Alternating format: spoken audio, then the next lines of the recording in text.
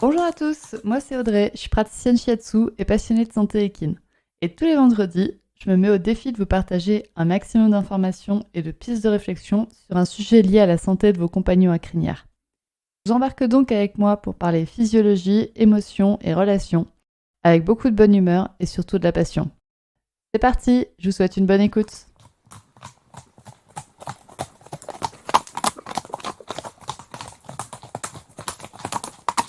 Bonjour à toutes et bienvenue dans ce second épisode du podcast Murmure Équin. Aujourd'hui, nous allons parler émotions, un grand sujet en perspective, et nous y reviendrons bien entendu ultérieurement. Aujourd'hui, j'ai décidé de focaliser cet épisode sur le sujet des émotions au travers du prisme de la médecine traditionnelle chinoise. Et ce, grâce à l'enseignement que j'ai acquis durant mes études de shiatsu. Avant de commencer quoi que ce soit, je vais vous énoncer un point de vue qui m'est propre. Je sais que ce point de vue est partagé par bon nombre de mes collègues, mais si vous n'êtes pas du même avis, je ne cherche pas à vous convaincre. Je pense que les émotions des chevaux sont les mêmes que celles des humains, si ce n'est que les chevaux et tous les autres animaux n'ont pas la capacité à se projeter dans le futur comme nous les humains.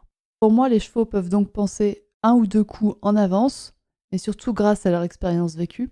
Par exemple, un cheval qui a une mauvaise expérience en vent va comprendre ce qu'il attend quand il voit le vent qui est sorti de sa place de parking habituelle et va avoir peur en avance. Mais en aucun cas, le cheval ne peut se dire « Oh là là, comment je vais faire pour avoir à manger demain ?» À part ce point des projections dans le futur, je pars du principe que toutes les émotions que nous, humains, ressentons, les chevaux les ressentent aussi. Du coup, dans ce podcast, je vais commencer par vous parler des émotions en médecine chinoise. Elles sont 5, donc on va les détailler au fur et à mesure. Ensuite, je vous ferai une petite critique du système de classement des émotions en médecine traditionnelle chinoise. Et pour finir, on parlera de comment aider votre cheval à gérer ses émotions. Donc premièrement, en médecine traditionnelle chinoise, les émotions sont classées selon les 5 éléments qui sont le bois, le feu, la terre, le métal et l'eau. Chaque émotion est donc rattachée à un élément et on a donc 5 grandes catégories d'émotions qui se dégagent. On a la colère qui est associée au bois, la joie qui est associée au feu, la réflexion qui est associée à la terre, la tristesse qui est associée au métal et la peur qui est associée à l'eau. Alors je vous entends déjà me dire que la réflexion c'est pas une émotion. Bon, attendez 2 minutes, je vais détailler chacun de ces groupes d'émotions et on reparlera de la réflexion en lien avec la terre un petit peu après. Donc premièrement, la colère qui est en lien avec le bois. Je tiens à vous rappeler avant toute chose qu'une émotion c'est l'expression d'un mal-être physique ou mental et que la colère c'est l'expression d'un besoin fondamental qui n'est pas assouvi. Donc quand un professionnel énergéticien vous dit ton cheval a beaucoup de colère, comprenez-le comme un ou plusieurs besoins de votre cheval ne sont pas respectés et non comme votre cheval vous déteste. La colère peut également chercher son origine dans un événement passé qui n'a pas été résolu. Si dans le passé, votre cheval a manqué d'une alimentation riche en fibres à volonté, par exemple, il est fort fréquent qu'il développe plus tard une colère vis-à-vis de la nourriture que l'on associe alors à de la frustration. La colère, c'est avant tout un moyen d'aller de l'avant afin de remplir ses besoins. Elle peut être un formidable moteur pour se diriger vers ce qui nous fait vibrer et ce dont on a besoin. Bien sûr, comme toutes les émotions, à dose modérée, la colère est très bénéfique, mais peut être nocive lorsqu'elle n'est pas éliminée ou lorsqu'elle est prolongée dans le temps. Un excès de colère va générer de la frustration, des comportements excessifs, une difficulté à être calme et serein. C'est vrai que grâce à la colère, on va passer à l'action. Cette action ne peut être capitalisée en expérience que lorsqu'un moment calme la suit. Autant l'excès de colère, c'est vraiment facile de se le représenter, mais un manque de colère se rencontre également énormément chez nos chevaux. Ce sont malheureusement les chevaux qui sont en impuissance acquise, qui n'ont plus voix au chapitre et qui perdent la capacité de décider ce dont ils ont besoin dans la vie. Et c'est également les chevaux qui n'ont plus de joie non plus. C'est une excellente transition vers l'émotion qui est liée au feu, j'ai nommé la joie. Là, normalement, j'ai pas besoin de vous dire à quel point la joie est essentielle dans nos vies et dans celle de nos chevaux. La joie, c'est également un moteur dans notre vie et elle nous permet de prendre des décisions dans la mise en action. La joie nous pousse vers le jeu et en même temps, le jeu encourage la joie et donc équilibre l'individu. Cependant, chez certains individus, il arrive que la joie prenne une part trop importante dans leur vie. On tombe alors dans l'hystérie ou la difficulté à s'accorder des moments de paix ou à s'autoriser à ressentir la tristesse. Le panel d'émotions est alors tronqué et l'équilibre de l'individu ne se retrouve plus. Cette notion de panel d'émotions amputée d'une partie des émotions qu'un individu peut ressentir génère des problèmes dans l'équilibre psychologique et physique. Il est normal pour tous, humains comme pour chevaux, d'avoir des petits coups de mou ou de démotivation. Lorsqu'on est en équilibre dans son environnement, ces petits coups de mou sont passagers et totalement nécessaires à notre équilibre. Et si justement ces moments de déséquilibre émotionnel sont plus que passagers, ils peuvent se transformer en pensées répétitives, assimilées à un excès de réflexion qui, elle, est en lien avec l'élémentaire. En médecine traditionnelle chinoise, la réflexion est à prendre au sens mémoire, pensée tournée vers le passé. Du coup, un excès de réflexion peut donc causer chez nos chevaux des stéréotypies comme les tics à l'ours et à l'air, et un manque de réflexion peut résulter sur un cheval qui a tendance à l'oubli, aux pertes de mémoire et à pas se souvenir de ce qu'il a fait la veille. L'émotion suivante sur notre liste, c'est la tristesse. Comme on l'a déjà énoncé avant, la tristesse est une émotion qu'il est nécessaire de ressentir au cours de notre vie. La tristesse, c'est une étape essentielle pour laisser partir ce qui doit partir dans notre vie. Il en va de même pour nos chevaux. Nos chevaux peuvent et ont le droit d'être tristes par moments, par exemple quand il y a eu un deuil d'un copain cheval, ou qu'ils sont sevrés de leur mère, donc il y a un deuil, il y a une séparation à effectuer, donc on peut l'assimiler à un deuil. Ainsi, il y a énormément d'étapes de la vie du cheval où il va devoir ressentir un petit peu de tristesse, ce qui est totalement normal, et encore une fois, dans un milieu de vie équilibré, cette tristesse n'est que passagère et ne se transforme pas en dépression. La dépression, on peut la rencontrer chez les chevaux, c'est quelque chose qui est à prendre vraiment au sérieux et on a tendance déjà à négliger la dépression chez les humains, mais donc chez les chevaux, c'est encore plus fréquent. Encore une fois, comme chez les humains, la dépression, ce n'est pas un état qui est irrémédiable. On peut en sortir. Il y a souvent besoin d'aide, de l'aide du gardien et d'un professionnel de santé compétent. Et la dernière émotion de notre liste, c'est la peur, qui est en lien avec l'élément de l'eau. La peur, c'est l'émotion qui est reine pour nous maintenir en vie, il en va de même pour les chevaux. Selon moi, la peur, c'est le frein à main du cerveau lorsque le cœur s'apprête à faire une bêtise. Elle nous permet de nous poser un instant avant d'entrer en action.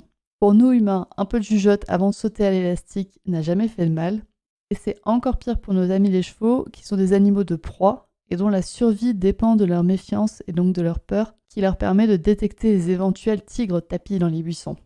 La peur apporte avec elle la sagesse lorsqu'un temps de repos est laissé entre deux passages à l'action et donc entre deux moments de peur. Elle permet de capitaliser les expériences en les analysant justement. Mais bien sûr, un excès de peur va être néfaste pour la santé physique et mentale de nos chevaux. Se méfier d'un buisson, d'accord. Sauter dans un fossé parce qu'un papillon s'est envolé, là, ça fait des dégâts pour le cheval et pour le cavalier. On a donc vu les 5 groupes d'émotions qui sont distingués en médecine traditionnelle chinoise. Et maintenant, je vais vous faire mon petit point critique sur ce système de classement des émotions en médecine traditionnelle chinoise et donc en shiatsu. Mais cette critique vaut pour tous les systèmes de classement des émotions, ou d'autres choses d'ailleurs. Comme tous les systèmes de classement, il est forcément incomplet et présente de nombreux trous dans la raquette selon moi. Que fait-on des émotions qui sont une combinaison de plusieurs types d'émotions, comme par exemple la jalousie qui est un mélange de peur, de colère et en même temps de tristesse, mais également où place-t-on l'amour, le désir, le sentiment d'appartenance ou la fierté dans ce classement? Alors, on est d'accord, il existe certainement des écoles de shiatsu et surtout des écoles de médecine traditionnelle chinoise qui mettent bien plus l'accent sur les émotions que l'école dans laquelle j'ai été.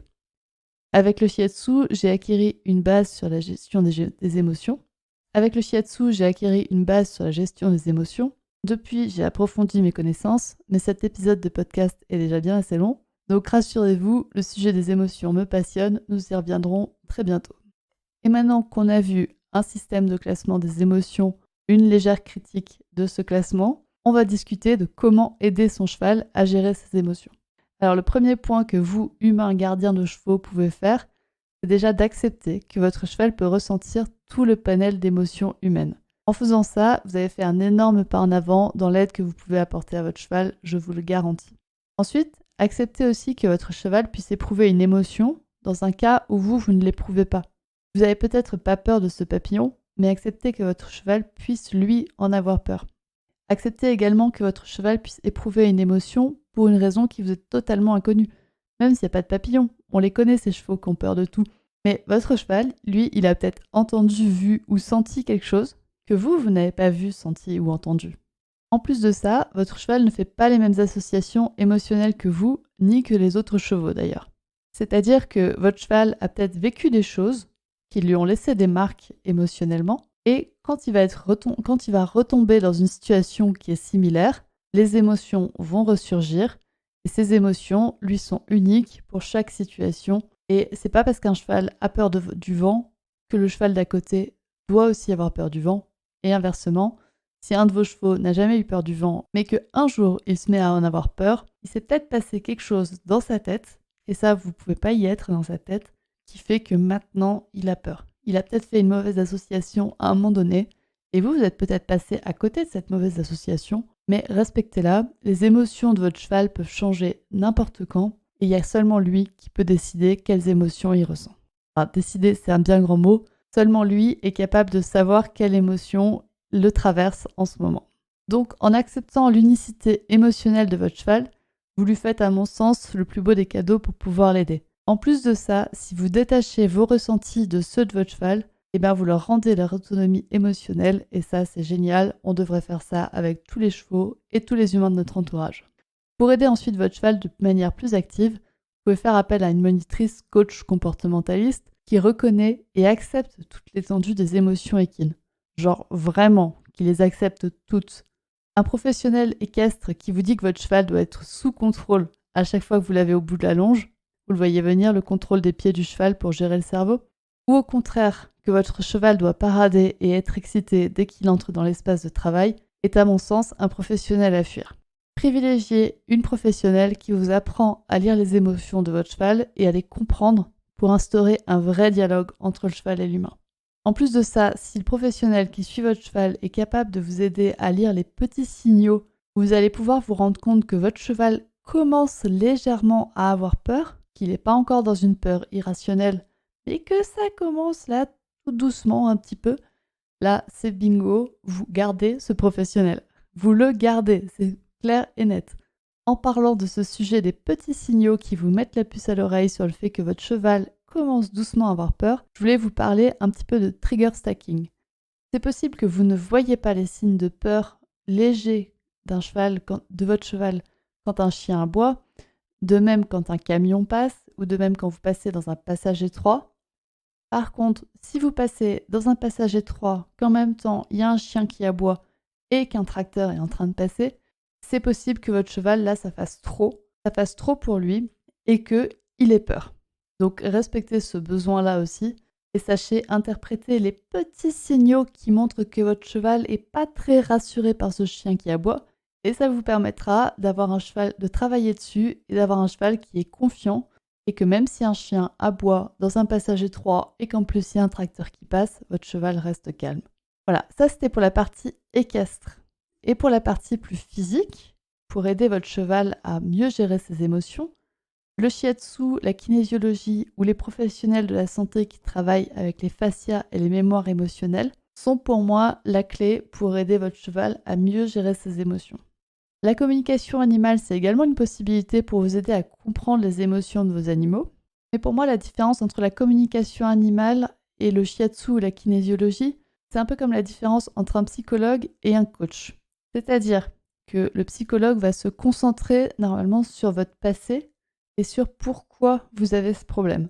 Pour moi, la communication animale, c'est la même chose. Elle va se concentrer sur qu'est-ce que l'animal pense, qu'est-ce qu'il a vécu dans son passé qui permettent d'expliquer la situation. Par contre, avec toutes les autres thérapies, ça va être comme un coach et on va se tourner non pas vers le passé, mais vers le futur. Et comment faire pour que l'animal qui a son vécu passé puisse mieux gérer ses émotions dans le futur. C'est-à-dire que, d'accord, avec la communication animale, on va peut-être savoir que votre cheval a été une fois tabassé pour monter dans le vent et donc qu'il en a peur. C'est une information qui peut être essentielle d'avoir, à mon sens. Par contre, avec la communication animale, on va pouvoir dire à l'animal « mais si tu peux ne pas avoir peur ».